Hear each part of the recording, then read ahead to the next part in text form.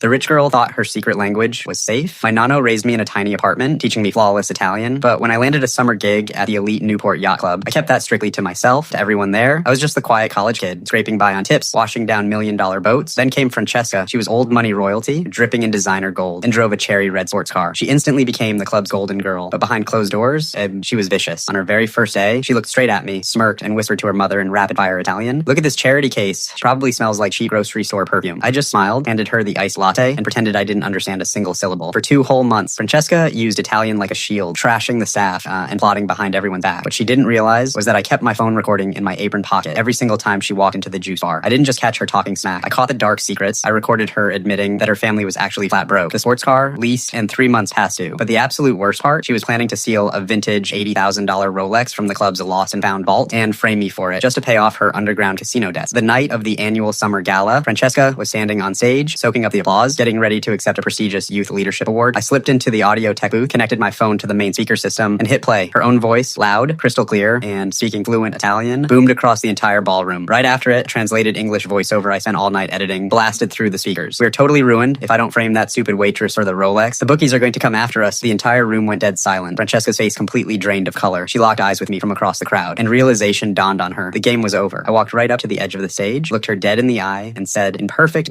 flawless Italian, "You should really learn to watch your mouth." By midnight, Francesca and her parents had packed up and vanished into thin air. A week later, 2 intimidating men in dark, tailored suits showed up at the docks, asking heavy questions about her father. They had thick European accents, and they definitely weren't cops. Sometimes, when I'm walking to my car after a late shift, I notice a black sedan with tinted windows, idling by the exit. It always speeds off the second I look directly at it. Francesca learned the hard way that your tongue can be your own worst enemy. Friends, don't forget to subscribe.